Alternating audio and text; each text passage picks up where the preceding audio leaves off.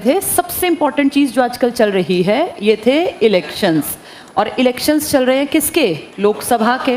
लोकसभा की टोटल सीटें हैं उल्टी गिनती 543। हमारे सामने इलेक्शन हो रहे हैं। जिस पार्टी को 272 से ज़्यादा सीट मिलेंगी वो पार्टी सत्ता में आएगी और उसे प्रेसिडेंट ऑफ इंडिया इनवाइट करेगा कि आप आइए और सरकार बना लीजिए। उस पार्टी के सारे लोग जानते होंगे हमारा लीडर ये है, सबको पता है बेटा, हमें भी पता है। बीजेपी आई तो फिर मोदी जी का नाम है, और इंडिया आई तो उनके अपने गठबंधन में से जो 4-5 मेन लोग हैं उनका नाम है। प्रेसिडेंट ऑफ इंडिया जिसने सीट ज़्यादा जीती है ना बेटा, इसको इनवाइट करता है, न्योता देता है कि आपकी पार्टी ने इतनी सीटें जीत ली, आप आइए सरकार बनाइए। अब इस सरकार को बनाने में सबसे इंपॉर्टेंट और बड़ी ताकतवर पोस्ट होती है पीएम। जो पार्टी जीतती है उसका नेता ही पीएम बनेगा। ये एक तरह का लिखित में है कि जीती पार्टी का नेता ही पीएम बनेगा। इस पीएम को काम करवाना है 5 साल। काम अकेला आदमी कैसे करेगा? अब जा के कैसे ये कपड़े का काम देखे, विदेश का काम देखे, वित्त का, तो ये अपने काम को ना पहले ही बंटवा देंगे। कैसे? ये 3 लिस्ट बना लेंगे। इनकी कोर मेंबर्स की मीटिंग होगी, 4-5 आदमी आएंगे और बेटा ये रातों रात ना लिस्ट बन जाएगी। उस लिस्ट में 3 लेवल के मंत्रियों के नाम लिखे होंगे। सबसे इंपॉर्टेंट मंत्रियों को बना देंगे ये कैबिनेट मंत्री, जो सबसे क्लोज होंगे। जैसे अमित शाह 100% कैबिनेट मंत्री बनेंगे, सब जानते हैं।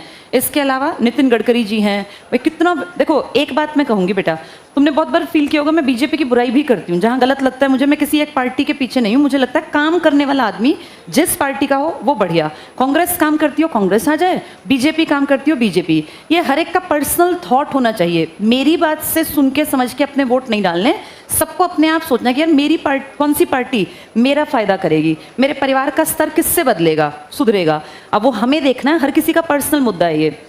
किसी एक के कहने से हमें वोट नहीं डालने।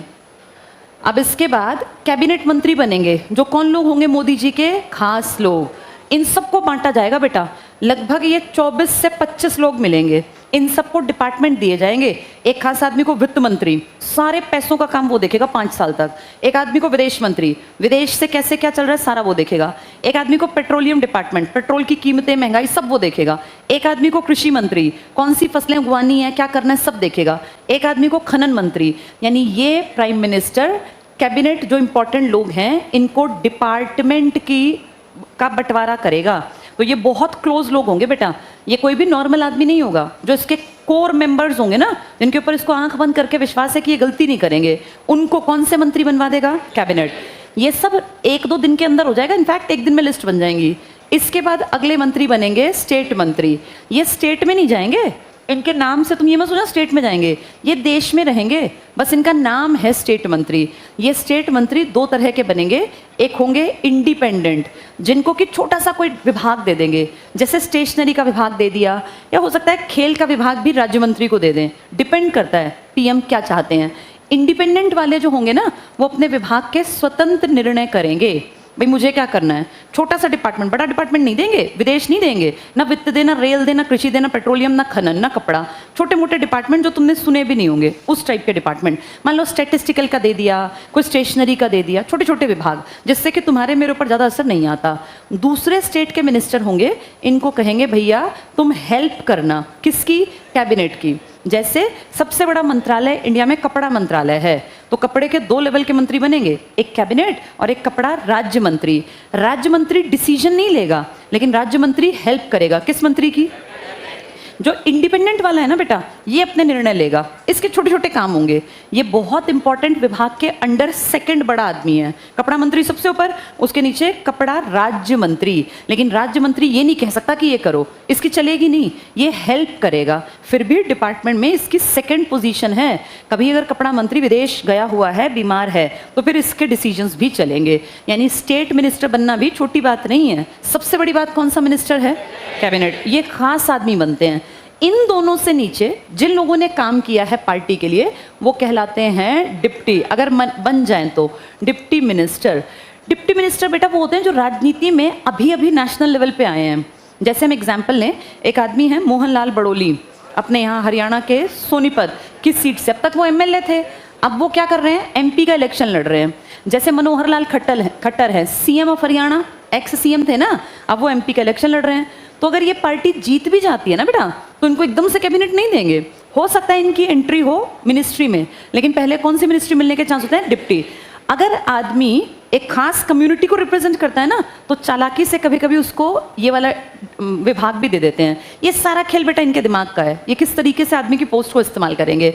इनको कभी भी किसी भी कंडीशन पे डिपार्टमेंट नहीं देते।